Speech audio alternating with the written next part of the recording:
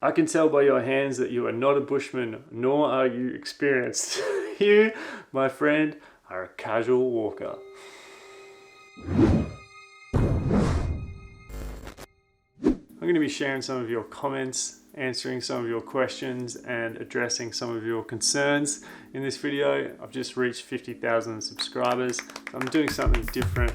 I do read all the comments, even the shitty ones, and I'm going to be sharing some of those in this video just because it's funny to share the haters. But I'm sure there's some genuinely good questions in here that you're going to get good answers to. So I'm going to start with some of the older videos and work back. So I'm going to get into some questions about my knee video, which I just put out. I wanted to find the first comment that has ever been on my YouTube channel. It just says, meh. That's on my very first trekking pole video from 6 or 7 years ago. Here's an example of what not to do. And it's a terrible video, and I really don't blame that guy for saying meh.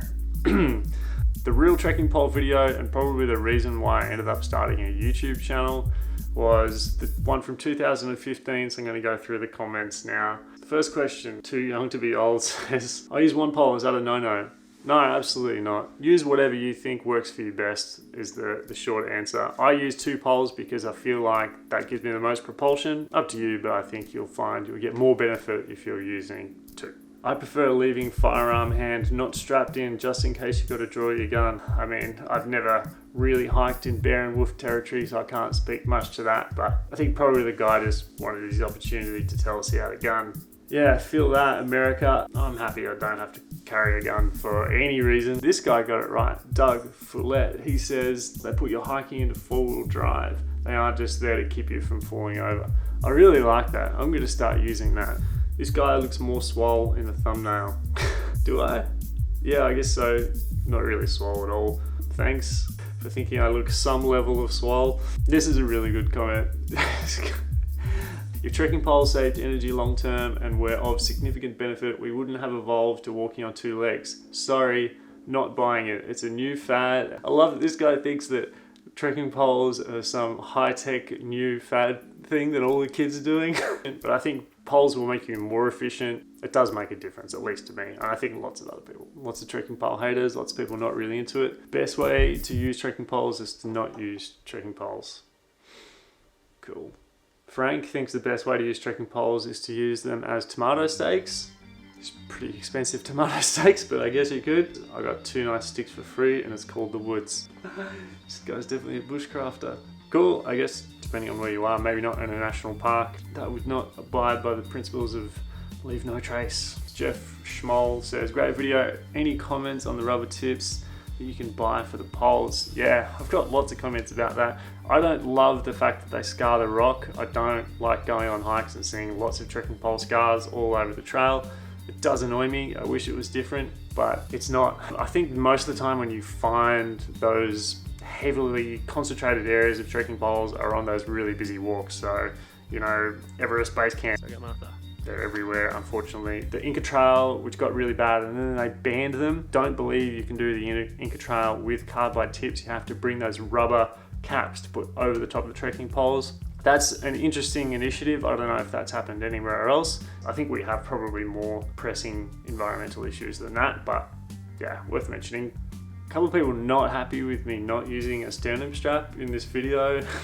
John Smith, standard name. I listened to this crank talk about pole angles. He can't even attach the backpack correctly. Clip your backpack breast strap up. Thanks, Steve. I don't know what to tell you, man. Most of the time I do. Ball Whiz 23. It seems like they're really useful for inclines and declines and completely useless for flat ground. No, you're not getting it. Go back and watch the video and listen to what I'm telling you. When you're on flat ground, the poles are going to give you forward propulsion. It's about propulsion. It's about driving you forward. If you're not feeling it when you're on the flat, you're not doing it right. This was the most interesting comment on the whole video from Yuka Sundberg. He says, when you're going up steep sections, you put both your poles up at the same time. That is the way you can use both poles and the power in your legs and your arms to drive forward. Yeah, he's got the point. And I actually did update the video in my newer trekking pole video. I'll link it up here. Yeah, I called it the ski push because it's the exact way to use it when you're on skis. All right, let's move on to a newer video. The vegan recipe video. I was sure there was going to be some hate on this video, but there was very little, actually, apart from this guy that said, self-help wanker. Wasn't even any self-help in that video. Interestingly enough, he actually deleted this comment after I screenshotted it. So I got you just in time, motherfucker. David Dark says, this was so distressing to watch. I don't know if he means de-stressing or distressing, because I'm confused. It was a very tranquil kind of video. Dr. Digby, hey buddy. Interested to hear more about the nutritional side of things for long hikes. Yeah, I would like to do that in the future for sure. I think it's a really important part of hiking in particular, especially distance hiking. Chase, do you believe animal protein contributes to joint pain? I don't know if this guy's trying to like trap me into a vegan argument, but I mean, I've seen Game Changers and a lot of the typical kind of vegan shows on Netflix that really dive into that, but I haven't actually gone and read studies. My gut feeling is that probably there is some evidence to suggest that, but that's a can of worms. I'm not going to open it in this video. Patrick Lachance, vegan? Question mark, haha. Beware of the honeymoon and nutrition deficiencies. I think most people that consider their vegan diet are aware of those things. It's a learning process and you do learn to adapt. And I enjoy a little bit of meat here and there when it's part of a cultural experience or if there's something new I haven't tried. So I'm not too strict on it, but most of the time I am vegan and a lot of the recipes that I want to share are either vegetarian or vegan. But at the same time, you shouldn't give shit vegans because they're doing the best possible thing they can for the planet. So give them a pat on the back. These next comments are from the Knee Pain No More video. This one here. Will says, hey Chase, excellent video. Have you experimented with chi walking? I have experimented with chi running. I assume it's the same thing. Danny Dwyer is the guy who pioneered this style of movement. I think it's super interesting to look into. I still try and run with the chi running method rather than running in an upright position like this. The idea is that you're moving forward from your hips, kind of leaning forward into the run. So you're using your gravity to propel you forward. Love Danny Dwyer, love chi walking. Go and check out his channel. I'll link it in the description. I can tell by your hands that you are not a bushman, nor are you experienced. You, my friend, are a casual walker. Yes, Bill, I do have girly hands. Not much I can do about it. I don't understand why you need to feel awkward to say that someone should lose weight. It is not a secret that if you are overweight, your extra weight is like an extra backpack. That, to some extent, that is absolutely true. The fact is that I do feel awkward telling people to lose weight, especially when they're happy people and they're going out and doing a lot of hiking and they're enjoying the outdoors. I'm definitely not going to be the guy that tells people that they have to lose weight. I will leave that up to them. What I do is strength and conditioning and making the joints strong no matter how much you weigh. Chris and Dana. Man, I spent $300 to go to a sports doctor who specializes in knees and he couldn't tell me shit. Thank you for this. I'm sure that's not indicative of every sports medicine doctor. Sports medicine doctors should know exactly what they're talking about. I feel like most of the information that I share is basically public knowledge or should be public knowledge. So I'm not giving medical advice. I'm not competing with doctors. Those guys are the guys you should go and see if you have real knee issues. Jason Bourne. Man buns are done. I disagree. Right, Reese Fisher, great work. Have you guys considered learning how to paraglide? Yes, I would love to learn how to paraglide. I've done it twice, just tandem. I guess it's a whole other sport. I already do almost every mountain sport there is. So adding another one is like a whole nother thing that I've got to learn. But yeah, it would be super cool. I would absolutely love to, but no plans immediately to do that just yet. Lorenzo Van D and a couple of other comments like this. Still waiting for the shit that went down on Mont Blanc. Yes, so I never made a Mont Blanc video. I just really didn't have enough quality footage. As you've probably noticed, my videos are slowly getting higher quality, and so I want to kind of maintain that. I don't feel like posting an old video now from Mont Blanc where the footage was shitty. But yes, there was some shit that went down. I think I'm probably going to tell it in a podcast. I'm working through that idea at the moment, and if it comes through, it'll be on Patreon. These next set of comments are all from my Vivo Barefoot video, and there's a lot of comments and discussion about the quality of these boots in the comments. It's so weird because lots of people have said that I love these boots, they're brilliant, they're the best boots I've ever had, they really last a long time. And there's also a bunch of comments saying they're terrible, they fall apart. So I have no idea what the verdict is. A lot of people throw out the word chic or glamping. Of course, when it comes to winter or alpine regions, you probably want to use a stiffer boot with a heel that takes crampons and all the rest of it. But as a hiking boot for the average hiker, I think it's a great boot still, and I will stand by that. Dan Knowles, I wish you would tie your laces properly, man. What's properly? I mean, there's loads of different ways to tie your laces. There's lots of keen observers pointing out faults on my YouTube channel. Earth Fear Fat, could you recommend for people who have plantar fasciitis to use this hiking boot, please?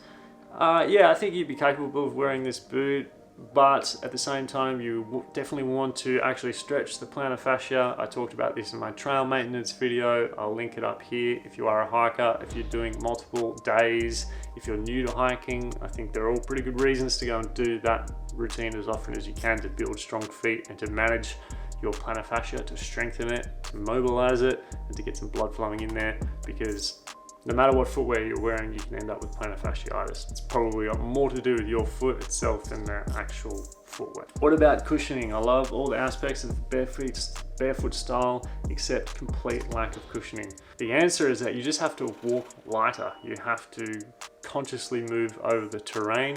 If you're coming down and slamming your foot into the ground, then that's a different style of walking. I think barefoot hiking is something that you would inevitably do a lot slower, under more control, almost like a meditative practice rather than just stomping through the wilderness. Both of those things are great, don't get me wrong, but I think if you're wearing barefoot shoes, whether you're walking or hiking, you do have to walk with a little more awareness about what you're doing with your feet. Lots of people talking about moccasins on this video. I think they're talking about old traditional kind of footwear. Russell moccasin has been doing this for 100 years. These will be the same but cheaper. Good video. Okay, yeah, maybe I should look into that. Moccasin lovers unite. Let me know what you think in the comment section below about that. Someone was not happy with this video. Why are the shoes you're wearing in perfect condition with zero wear? You wouldn't happen to be reviewing a shoe you haven't even worn, would you? So yeah, you're right, not an in-depth I trashed these boots kind of review. But yeah, that video, if you watched it, was more about musculoskeletal stuff and barefoot style walking than it was about the actual boot. Sorry, clickbait. What size boot do you have? It's kind of a personal question, isn't it? Interesting vid. How much pack weight would you go up to in something like this? I'd be wary of terrain changes where there are suddenly sharp rocks.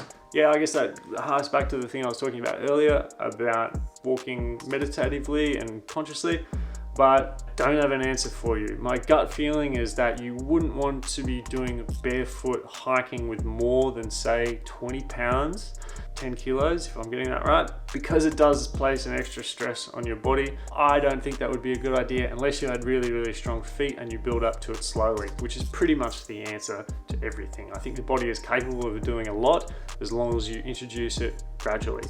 Most injuries come after doing too much too soon, after having done too little for too long. So with anything that you implement, whether it's exercise or footwear, give the body time to adjust to any changes that you make. All right, we're on the home stretch and I'm starting to lose light here. So we're going to go directly to the last video that I posted.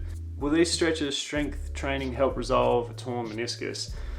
No, not really. I mean, no amount of stretching or strength training can reattach ligaments. What strength training in particular is good for is strengthening the muscles that control the knee, the muscular structure around the knee, and enabling things like more range of motion and more control. So in general, the strength training and the mobility will help, but it can't actually get in there and repair your muscular tissue. Are you an MD? You think all knee problems are from the same causes? Yeah, I really don't. I think knees are I think I've said this in many, many videos before. Knees are difficult, they're different for every situation. Your problem is individual to you. What I'm providing is some solutions that I think will help the vast majority of people. There may be some strange situation where someone could injure themselves doing that, I suppose, but I don't think that's very likely. I think if you're more likely to injure yourself if you go and do a heavy deadlift or a heavy squat than hurting yourself by doing these mobility routines. Not sure if I have ITBS. I think it might be something else, as the pain is not really on the outside of the knee but more on the inside.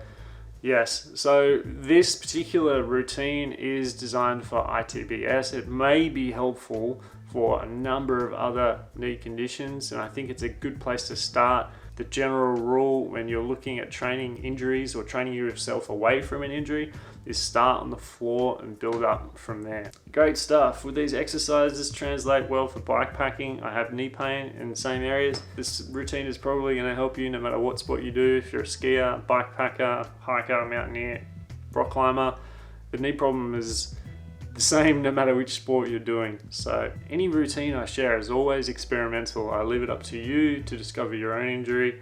I don't diagnose anything through videos. So at the end of the day, I have no idea whether the routine will work for you or not. What I'm saying is go and try it, give it some time, and see if it works for you. You don't have problems. There are people with problems, you know? Yeah, there are people with problems, and I'm willing to admit that I have a lot less problems than just about anyone. I'm very grateful for the situation I'm in. I'm very grateful that especially through 2020 that I could maintain an income and do what I do online without being affected too much. So yes, realistically I don't have that many problems, but yeah, thanks for pointing that out. Everyone needs a dose of reality sometimes. I'm going to finish with this comment because it's my favorite from Ernest. Thanks, Chase, for these exercises. After repeating all the exercises in your channel, my knee pain disappeared. Just incredible. Now I'm recommending your channel for other people's. Thanks for videos that you did. Live with passion, guys. I think that's a great message to end it on. Yeah, look, I do have programs for sale. There's many ways that you can support the channel, but honestly, if you go back and watch a lot of my older videos, you can piece together one of the best training programs that you could ever have. And I really encourage you to explore the channel, go into those older kind of videos, dig all the way back through and find some of the gold that's on there and comment and interact with me. I love that this has become such an important part of my life and my career and my business. I love interacting with you guys. So thanks very much for watching. Have a great 2021. I'll see you on the summit.